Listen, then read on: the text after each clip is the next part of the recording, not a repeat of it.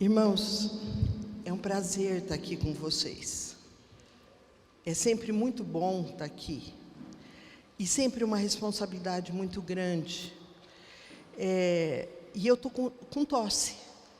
Mas como nós acabamos de cantar, nós somos um, né? E eu sei que vocês vão me acolher com tosse, com a minha pregação, que não é uma pregação de uma pastora, é a pregação de alguém que tem muito, muito interesse na palavra do Senhor, não é? Então eu sei que eu estou sendo acolhida por vocês e eu agradeço de vocês estarem aqui hoje, um dia tão diferente para nós todos, para a nossa nação, não é? Pastor Jorge, família aí, que prazer ter vocês aqui. E quanto que é difícil falar perto de pessoas que sabem tanto, não é? Bem, eu preparei uma fala que eu queria mais ou menos conversar sobre também esse momento que nós estamos passando na nossa nação. Então, eu vou pedir agora que todos abaixem sua cabeça para orar. Eu quero que vocês orem por mim, para que Deus me unja, para que eu possa falar exatamente aquilo que Deus tem preparado para o coração de vocês. Amém?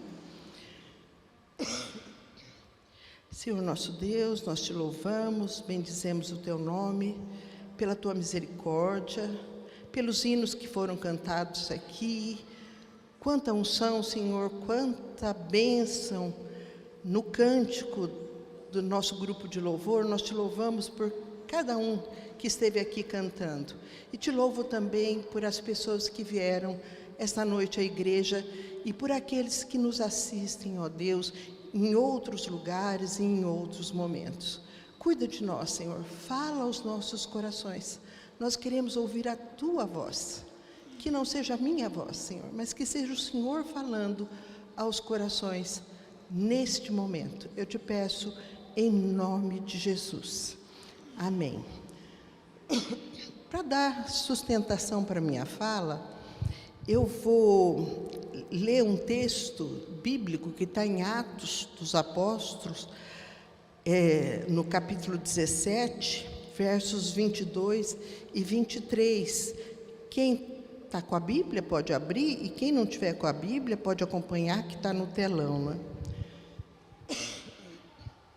E estando Paulo no meio do Areópago, disse: homens atenienses, em tudo vos vejo um tanto supersticiosos, porque passando eu e vendo os vossos santuários, achei também um altar em que estava escrito ao Deus desconhecido. Esse, pois, que vós honrais, não o conhecendo, é que vos anuncio. Paulo estava em sua segunda viagem missionária. Ele e alguns irmãos tinham partido de Tessalônica, passado por Bereia, não é? E chegado em Atenas. Em Atenas eles ficaram porque eles estavam esperando Silas e Timóteo, né? Que eram também companheiros de viagem. Enquanto ele esperava a vinda desses companheiros de viagem, a Bíblia fala que ele teve o seu coração entristecido. Então eu fico pensando, Paulo estava em Atenas, que era a capital intelectual do mundo, uma cidade aspergida pela mais fina cultura humana, o berço da filosofia, o berço da sabedoria, das artes, a terra dos grandes luminares, né, dos filósofos como Péricles, como Sócrates, como Platão, como Aristóteles, né? A produção desses homens era capaz de preencher bibliotecas, né, com sua filosofia, com sua sabedoria humana, né? E uma terra também com templos maravilhosos, com palácios maravilhosos, com monumentos arquitetônicos de beleza singular. E Paulo não se encanta com esses monumentos e não se encanta com toda essa sabedoria. Ele não visita aquela cidade como um turista desavisado. Ele olha para aquela cidade e vê que ali faltava o Deus que eles desconheciam. Nesse ambiente, Paulo começa a discutir com os filósofos, com os religiosos, falando do Evangelho, falando daquilo que ele acreditava, falando de um Jesus que ressuscitou. E isso causou, entre os epicureus, entre os estoicos, um estranhamento. Que mensagem é essa que Paulo está trazendo para nós, né? E aí eles levaram Paulo para o Areópago. Areópago era o lugar dos grandes debates da época. Então eles levaram lá para debater com Paulo sobre a filosofia deles, contrária a essa mensagem que Paulo estava trazendo. Eu quero só mostrar para vocês um pouco do contexto que Atenas tinha vivido antes daquele momento. Conta-se, pela tradição histórica de Atenas, que Atenas havia passado por uma praga letal. Muitas e muitas pessoas morreram. Corpos insepultos ficavam nas ruas e bateu desespero em todo mundo. E ninguém entendia por que aquilo estava acontecendo. Morriam pessoas por uma pandemia muito violenta. Os principais sábios procuraram saber por quê, foram atrás de saber por quê. Eles começaram a culpar o rei. Porque o que havia acontecido? O rei que governava Atenas, ele havia feito uma malandragem com Silon. Silon era um nobre ateniense e ele ficou ele queria mudar o sistema político de Atenas, ele queria mudar o governo. Então ele se revolta contra o rei. O rei, num determinado momento, falou: olha, você está perdoado, Silon. Você e todos aqueles que se revoltaram contra mim podem voltar para Atenas. Fiquem aqui, está tudo certo, nós vamos conversar. Vamos falar de democracia. O que acontece? Quando Silon volta com seus homens, o rei mata todo mundo. Então, existia uma pandemia, uma crise política muito severa. E aí, qual foi a saída do pessoal de Atenas? Foram buscar um profeta. Foram para a ilha de Creta, pegaram um navio, foram para a ilha de Creta para buscar um profeta que havia ali. Um profeta monoteísta, que eles queriam que desse conta de parar aquela mortandade que estava havendo, aquele desacerto todo de Atenas. Esse profeta, ele chama Epimenides, ele era monoteísta, ele acreditava num único Deus. Só que quando perguntaram para ele o nome desse Deus, ele não sabia. Ele acreditava num Deus que ele não conhecia o nome, que ele não sabia quem era. E aí conta a tradição que eles ergueram altares, então, ao Deus desconhecido. Bem, esse momento de Atenas já passa 20 séculos que isso aconteceu. Mas se nós olharmos hoje para as grandes cidades brasileiras, se nós olharmos para as capitais nossas, ou mesmo aqui no interior, Assis, Cândido Mota, nós vamos ver que nós não somos muito diferentes. A minha pregação hoje, a minha palavra com vocês, tem o seguinte tema: Jesus, esse ilustre desconhecido. Porque eu quero dizer para vocês que a gente conhece muito o nome de Jesus, mas a gente conhece pouco sobre o caráter de Jesus, sobre o poder de Jesus nas nossas vidas, sobre aquilo que Ele é e pode fazer.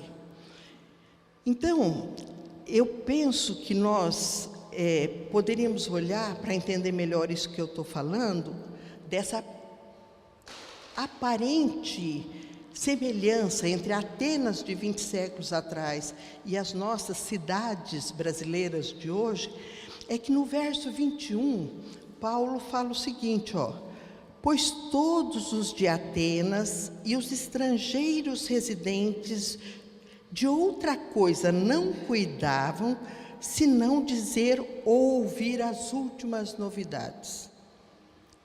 Vamos pensar, que mais tem poder hoje sobre as nossas vidas do que as novidades? Nós ficamos angustiados quando nós temos que ficar muito tempo longe do nosso WhatsApp, ou longe do nosso Facebook, longe das nossas mensagens. Nós estamos atrás de novidades. Nós temos essa preocupação com saber o que é novo, saber sobre a vida dos outros, saber sobre o que está acontecendo com os outros, né? O mundo naquela época e o mundo de hoje tinham e têm curiosidade para saber de novidades, mas tanto naquela época como hoje em dia, o Evangelho tem sido considerado estranho, como se fosse uma notícia já dada e que causa estranhamento até hoje. No Brasil, o verdadeiro Evangelho ainda é uma coisa estranha. Para os atenienses, o verdadeiro Deus era desconhecido. Penso comigo que depois de 2000 anos, nós ainda parecemos com Atenas. O mundo hoje, também como naquela época, é dominado por um desconhecimento profundo da mensagem que Paulo estava propagando. E não era por falta de religião. Atenas, a tradição nos fala, que tinha mais de 30.000 altares a deuses. O que faltava para Atenas não era religião. O que faltava para Atenas é o conhecimento do verdadeiro Deus. O que falta para nós não é religião. O que falta para nós, muitas vezes, é o conhecimento de Deus, o conhecimento do Filho, conhecimento do Espírito Santo. E quem é esse Deus que Paulo pregava ali? Paulo responde no versículo 24, ele fala assim: esse Deus desconhecido que eu estou falando é o Deus que fez o mundo e tudo que nele há, sendo Senhor do céu e da terra, não habita em templos feitos por mãos de homens. Admitir que existe um Deus criador, que criou todas as coisas, é complicado até hoje. Nós falamos do Deus criador, e muitas vezes as nossas escolas falam que não existe esse Deus criador. A ciência e o conhecimento humano tentam de todas as formas contradizer essa grande verdade. Suas teorias se opõem àquilo que a palavra de Deus fala. Lembro de uma história que foi contada pelo pastor Hernandes Dias Lopes, que aconteceu na época da Revolução Francesa. A Revolução Francesa, ela foi seguida por um movimento ateísta e de perseguição mesmo à igreja cristã. E o pastor Hernandes conta que emissários responsáveis por levar os princípios e as teorias, o pensamento da Revolução Francesa para toda a França, inclusive para a região dos camponeses, esses emissários, eles iam com a intenção de acabar com a Bíblia, acabar com os templos, acabar com tudo aquilo que fosse de Deus. E conta então essa história, que um desses emissários chegou para um campesino e falou para ele que ele estava ali por 2 motivos. Primeiro, para queimar aquele livro de capa preta, que aquele livro era um livro desatualizado, que a ciência já tinha como comprovar tudo, e nós não precisávamos mais do Deus da Bíblia para nada, porque a ciência já tinha dado conta de explicar aquelas coisas todas que estavam naquele livro, e que também iria queimar o templo, porque não tinha sentido mais eles continuarem indo para aquele templo, que aquele templo não tinha mais nenhuma importância na vida deles. E o campesino respondeu com uma sobriedade absoluta: O Senhor pode até rasgar a minha Bíblia. E também pode queimar o templo da minha igreja. Mas antes do Senhor tentar banir Deus da minha mente, o Senhor vai ter que apagar as estrelas do firmamento, porque enquanto elas brilharem, eu saberei que Deus existe. Porque os céus proclamam a glória de Deus e o firmamento anuncia a obra de suas mãos. Ainda que a Bíblia não tivesse na tua mão, olhe em volta tudo que Deus fez. Esse Deus Criador, toda a sua criação atesta a sua glória. Precisamos pregar nos dias de hoje que o Deus Trino é o Criador do universo, que Jesus Cristo, o Filho de Deus, é Criador de tudo e é Senhor das nossas vidas, como Paulo pregou há 2000 anos atrás. Paulo, no Areópago, estava falando sobre Jesus.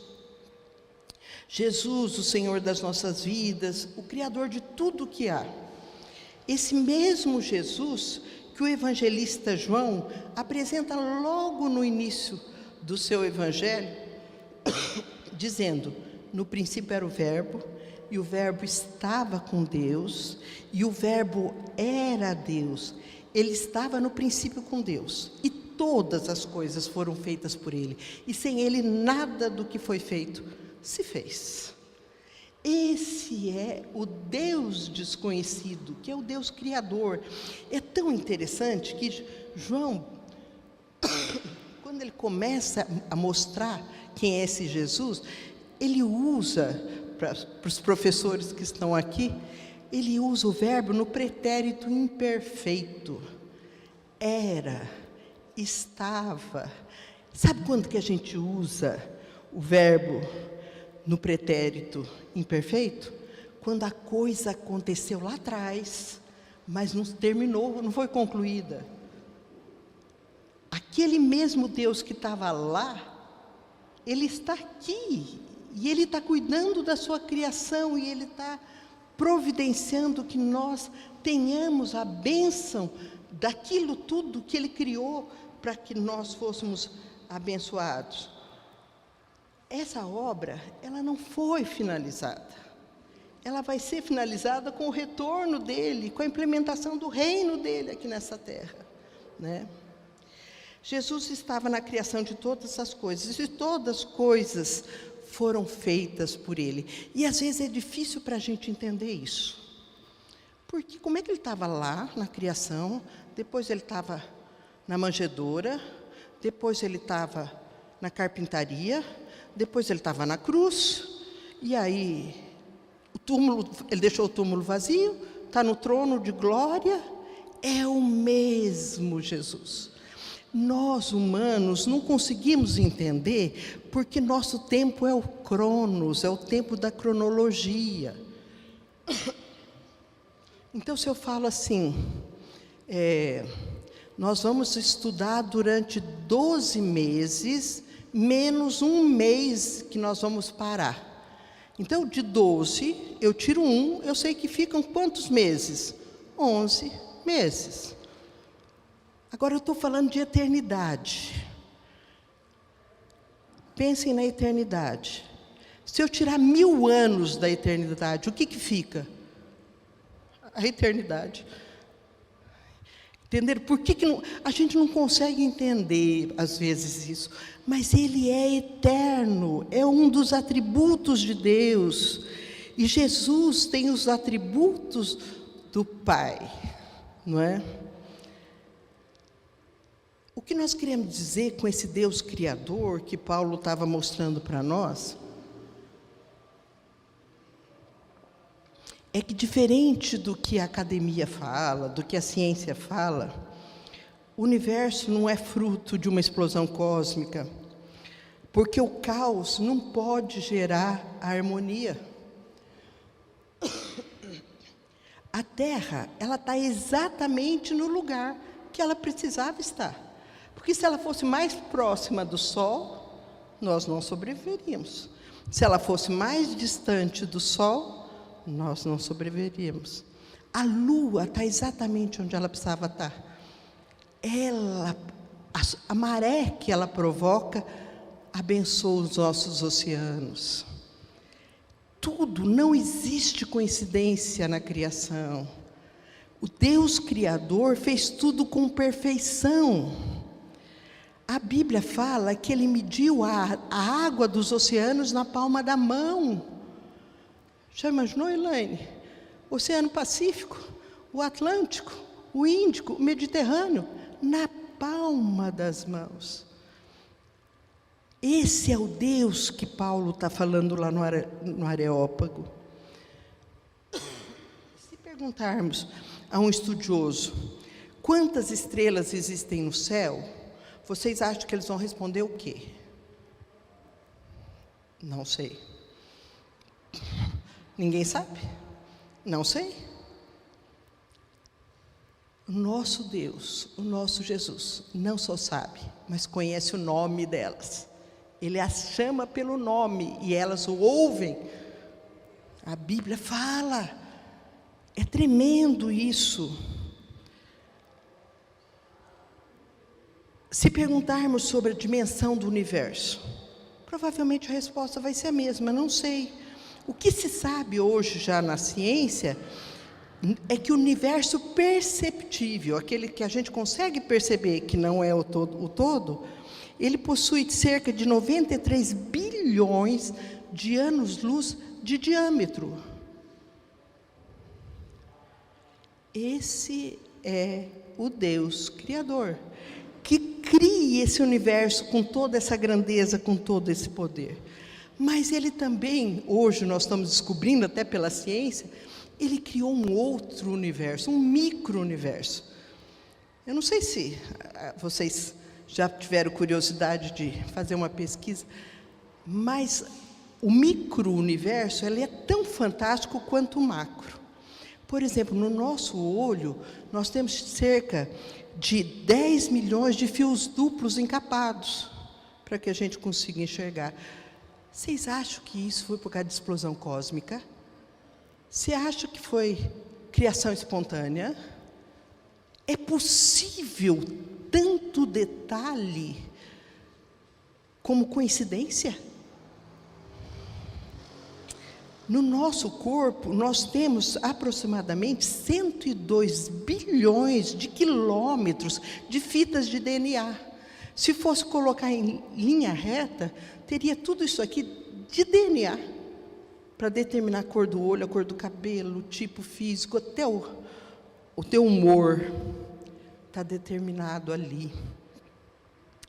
Inclusive, se você está aqui hoje, ou está me assistindo de algum outro lugar, digo que você não está aqui também por obra do acaso.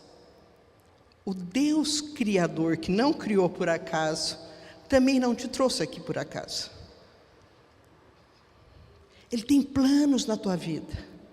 Ele quer falar ao teu coração. Mas vamos voltar aqui para João. João continua apresentando esse Deus desconhecido.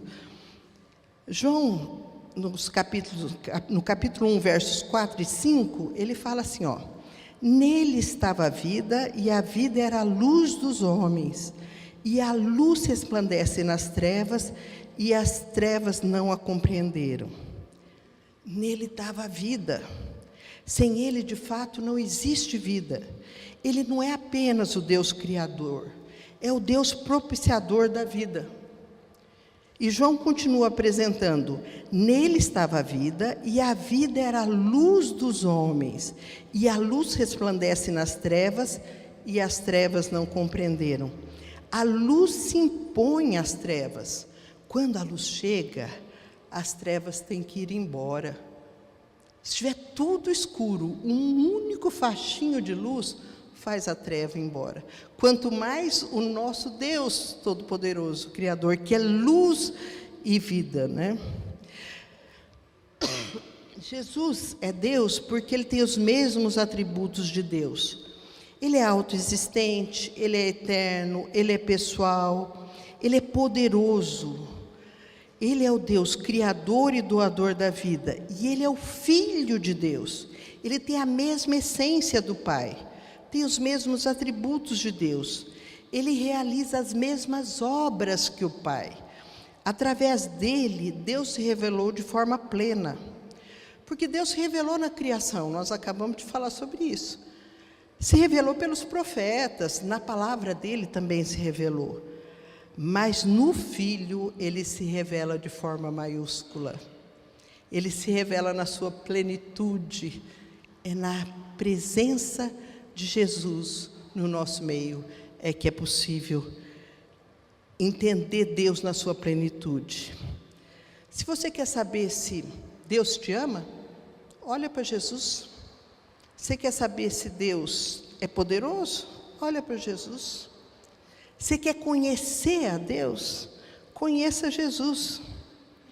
Jesus estava no princípio, antes da criação, ele já era herdeiro de todas as coisas, só que ele nos adquiriu com seu próprio sangue, e passamos assim, eu e você, a sermos herança daquele que nos resgatou. Aquele que nasceu numa manjedoura, cresceu numa carpintaria, morreu numa cruz, deixou vazio um túmulo, e está no céu de glória, ele deverá voltar para buscar a sua igreja e a sua herança. Glória a Deus por isso. Ele é o Deus Criador. Aquele bebê que nasceu em Belém, foi enfaixado em panos, é o Criador do universo. E todas as coisas foram feitas por Ele. E sem Ele, nada do que foi feito se fez. Esse universo, mais uma vez quero reforçar, não é produto de geração espontânea. Não é de uma explosão cósmica. Não é o resultado de uma evolução infinda. Ele não surgiu do acaso. Ele foi criado.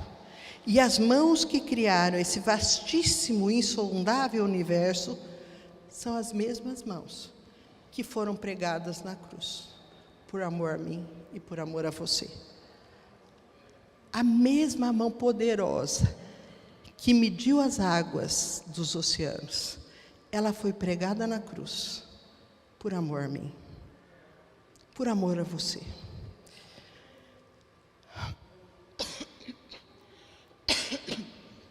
Quero lembrar que cada profeta apontava um atributo de Deus. Isaías, por exemplo, apontava para a santidade, né? Amós, a justiça. Amós falava da justiça de Deus. Oséias falou da misericórdia. Eles mostravam sempre uma faceta do caráter da pessoa de Deus. Mas Jesus, quando veio, não veio para revelar esse ou aquele atributo. Ele veio para revelar Deus na sua plenitude. Ele é a exata revelação da glória do Pai. Glória não é atributo de Deus, é quem Ele é. Você quer saber quem é Deus? Olha para Jesus. Você quer saber se Deus é santo? Olha para Jesus. Ele é nosso grande sumo sacerdote. Você não pode dissociar a estrebaria da cruz. Ele veio para morrer. Ele foi apresentado como o cordeiro que tira o pecado do mundo. Ele nasceu para dar a sua vida. O cordeiro já estava predestinado a morrer, desde antes da criação do mundo. Belém não pode ser dissociada do Calvário. O Calvário não pode ser dissociado do túmulo vazio. O túmulo vazio não pode ser dissociado do trono eterno, que agora está cheio da sua glória. Ao encontrarmos Jesus, encontramos a promessa da redenção. Ele é o Rei dos Reis, é o Senhor dos Senhores. Mas se João evangelista, como nós vimos até agora, apresentou a Jesus como Deus, o outro João, o Batista, apresentou ele como o Cordeiro de Deus. E isso muda completamente a nossa história e o entendimento que nós temos de Deus. Para João Batista, Jesus é o Cordeiro de Deus. É uma figura de linguagem muito conhecida e muito fácil de ser compreendida pelos judeus, mas também é muito fácil de ser compreendida por nós que estudamos a Bíblia, por nós que gostamos de ler a Bíblia. Vamos lembrar, lá no Éden, quando Adão e Eva pecaram, um animal foi morto, foi sacrificado para que eles pudessem cobrir a sua nudez, para que eles pudessem cobrir o seu pecado. Um cordeiro foi sacrificado. Sabemos a história de Abraão e Isaque. Abraão levando o seu filho para o sacrifício, que era um ritual que Deus abominava, mas que era muito comum naquela época. Isaque perguntando para o pai: está tudo aqui já, mas cadê o cordeiro? E Abraão responde: o Senhor proverá. O cordeiro da providência, coisa tremenda. Quando o povo de Israel foi sair do Egito, e Moisés anunciou as 10 pragas, e elas foram acontecendo, quando chegou na 10ª, era uma praga terrível, a morte dos primogênitos. O que Deus propõe para Moisés? Que ele avise o povo que cada casa deveria matar o seu cordeiro e colocar o sangue nos umbrais da porta, porque o anjo da justiça, a hora que passasse e visse o sangue, aquela casa não sofreria o juízo, aquele primogênito não seria morto. Se nós formos lembrar que para os judeus era fácil entender essa imagem do cordeiro, por tantas vezes que eles puderam perceber em várias situações a presença do cordeiro na remissão de pecados. Eles faziam isso no templo comumente, né? Então, quando João Batista apresenta Jesus como Cordeiro de Deus que tira o pecado do mundo, ficou muito fácil deles entenderem o que seria. E por que não compreenderam? E por que nós, mais de 2000 anos depois, também continuamos não conseguindo entender, não conseguindo compreender isso aí, né? Jesus é a providência de Deus para nós, é o nosso livramento. Do mesmo jeito que o anjo da justiça que passou pelas casas, passava pela casa sem tocar no primogênito, a marca da salvação de Jesus em nós vai fazer com que no dia do juízo, a marca da graça que nós temos vai nos livrar da condenação, vai nos livrar da morte, porque Ele é vida.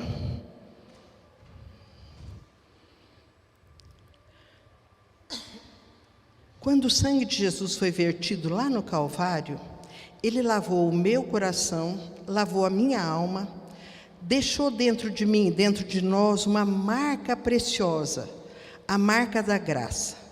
E no dia do juízo, quando o anjo de Deus vier para julgar a terra, para julgar a mim e a você, julgar todos os seres humanos para a condenação eterna, a Bíblia diz que Ele vai passar por cima de todos aqueles que estiverem com a marca da graça de Deus na sua vida. Que coisa tremenda é ser lavado pelo sangue do Cordeiro que tira o pecado do mundo. Ele marca a nossa vida com o sinal da graça, até o ponto de que o anjo vai nos identificar como selados, como agraciados, como os escolhidos de Deus. Às vezes, e eu esses dias mesmo ouvi essa pergunta, alguém me perguntou assim: Nete, mas se eu pecar um pouquinho antes de morrer e não der tempo de eu me arrepender, eu vou para o céu ou eu vou para o inferno? O que eu quero dizer para vocês é o seguinte: quando Deus nos sela, quando Jesus com seu sangue coloca a marca da graça em nós, Não é que a gente nunca mais vai pecar, é que nós não vamos ser dominados pelo pecado. Essa marca é tremenda. Não é uma marca que a gente vai ficar à mercê da nossa própria natureza, porque essa marca muda a nossa natureza. A gente ainda é pecador, mas nós não somos dominados pelo pecado, porque nós temos a marca da graça do sangue que nos lavou. Quando nós temos a marca da graça, o pecado, a desobediência nos incomodam, não é verdade? Nós ficamos incomodados, a gente sabe que errou, e o coração da gente se entristece, e você quer logo pedir perdão, você quer logo resolver, você quer se acertar com Deus, quer se acertar com o irmão, porque é outra natureza. Eu gosto bastante daquela comparação do porco e da pomba. O porco, ele não se incomoda com a sujeira, porque é da natureza dele. Ele vive no chiqueiro, ele vive na sujeira, aquilo lá faz parte. Ele não se incomoda. A pomba, se sujar a ponta da asa, ela não sossega, enquanto não limpa, enquanto ela não tira a sujeira da sua asa. Muda a natureza, muda a nossa relação com o pecado e muda a nossa relação com a graça. Se você não tem certeza, se você está como essa pessoa que perguntou para mim, sobre a salvação, se estaria salvo ou não, você talvez precise fazer uma entrega realmente da sua vida para Jesus.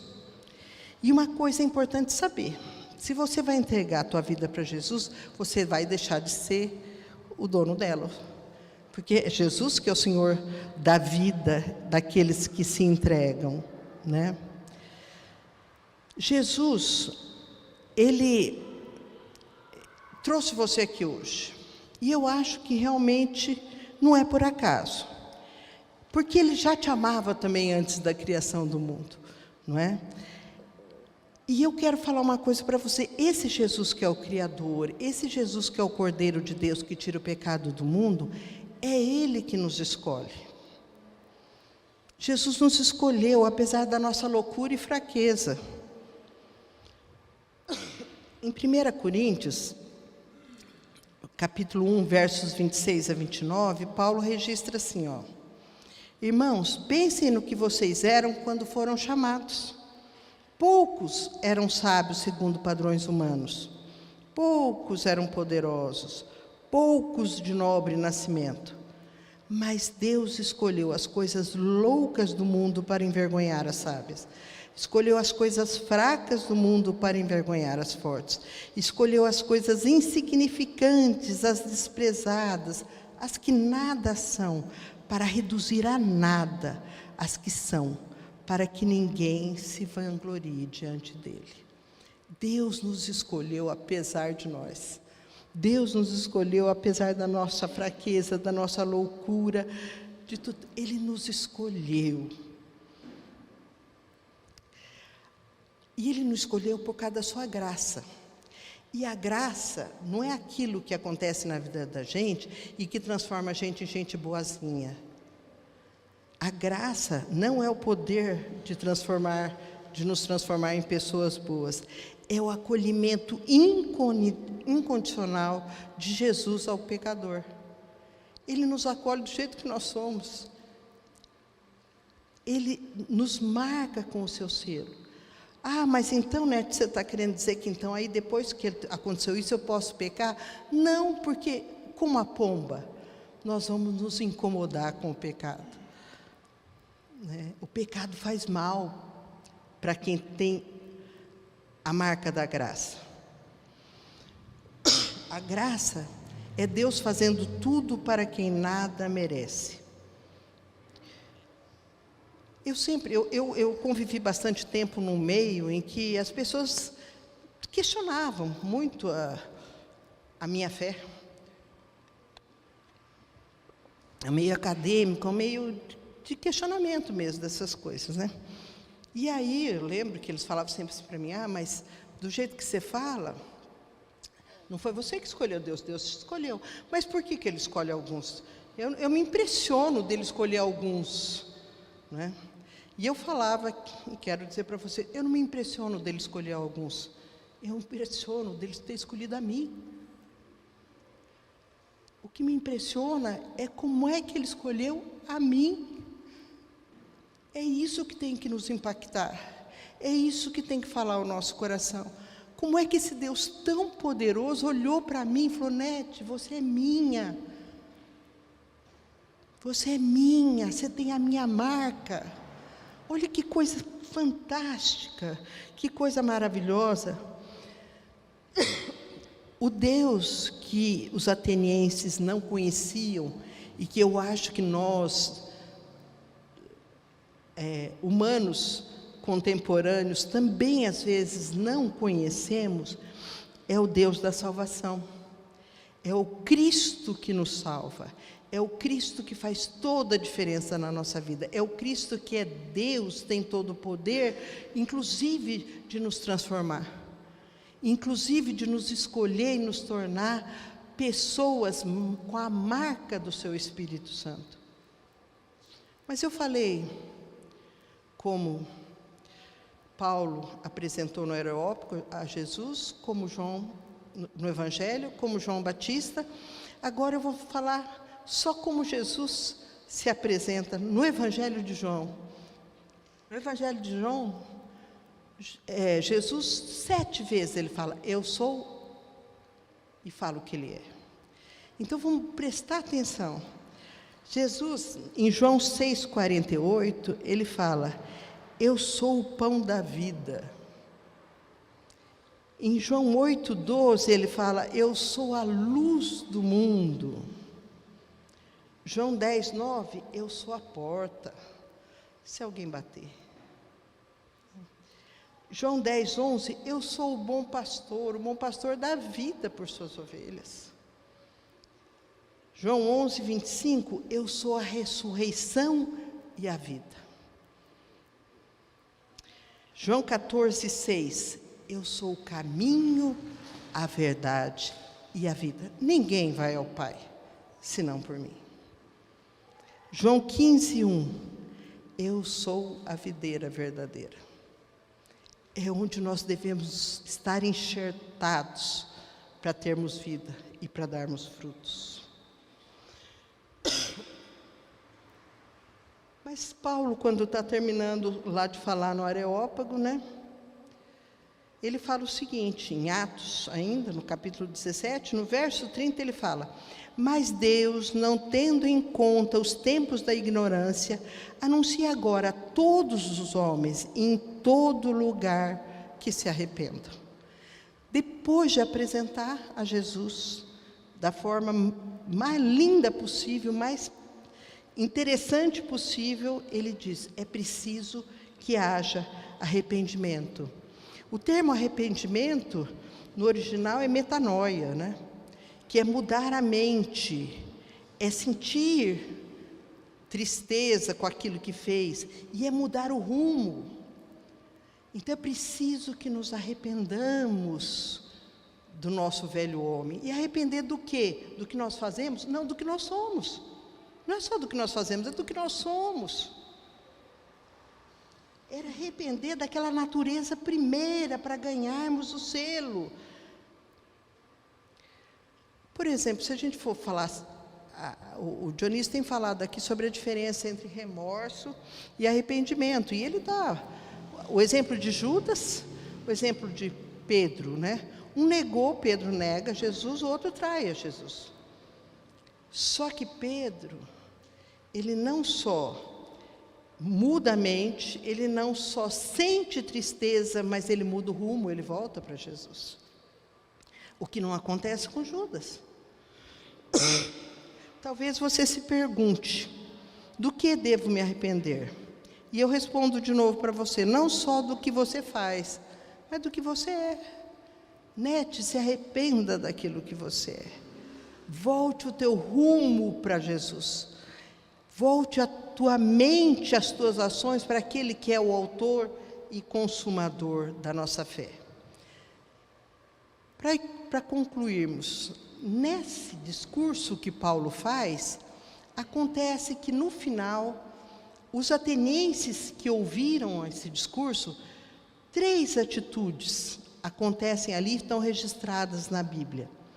Uns escarneceram dele, riram, falaram que esse cara é louco, ressurreição, Jesus, nada disso, Deus homem, impossível, né? Dentro da nossa filosofia isso não existe, escarneceram dele. Um segundo grupo de pessoas protelaram a decisão mais importante da vida. Eles disseram, depois nós conversamos sobre isso, em outro momento nós conversamos sobre isso. E alguns creram e se agregaram a ele. A Bíblia ainda cita o Dionísio, um Dionísio e uma Damares, que passaram a seguir o que Paulo tinha falado. Eu queria terminar essa minha fala perguntando para você, em que grupo você estaria hoje? Nete, mas você está falando comigo, eu sou crente, eu estou na igreja, eu sou membro da igreja, eu sou líder na igreja, tal. É preciso conhecer ao Jesus verdadeiro. É preciso saber que Ele é poderoso, que Ele é o Criador, que Ele é o Senhor da nossa vida. E para Ele ser Senhor da sua vida e da minha vida, nós temos que abrir mão das nossas vidas por Ele. É assim que você crê? Ou você vai postergar? Não, vou deixar para depois. Eu quero dizer para você que não tem nada melhor do que servir a esse nosso Deus. Não tem nada melhor do que conhecer de perto a Jesus. Eu cada dia mais me convenço disso. Cada dia mais isso tem sido verdade na minha vida. Cada dia mais eu peço a Deus que Ele não deixe que nenhum dos meus se perca.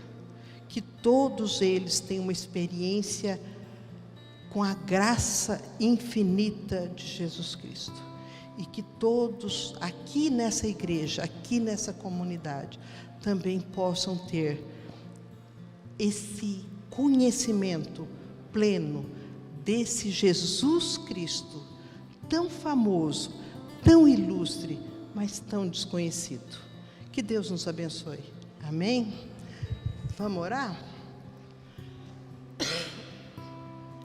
Senhor, nós te agradecemos. A tua palavra, ela é viva, ela é eficaz. Nós cremos nisso e nós pedimos, ó Deus, agora a tua bênção sobre nós durante o restante deste domingo. Pedimos a tua bênção sobre a nação brasileira, que assim como aqueles atenienses que entenderam a palavra de Deus, que a nação brasileira tenha oportunidade, Senhor, de se converter dos seus maus caminhos e de se chegar perto de Ti. Que não haja, ó Deus, a busca de culpados para aquilo que não dá certo, mas que haja a busca do Teu senhorio sobre as nossas vidas. Nós te pedimos, ó Deus, a Tua bênção para toda essa semana, que nós possamos estar guardados por Ti. E dá-nos, ó Deus, desejo e oportunidade de conhecer mais e mais do Teu poder, do Teu caráter e da Tua misericórdia nas nossas vidas. Eu te peço e te agradeço em nome de Jesus. Amém? Amém.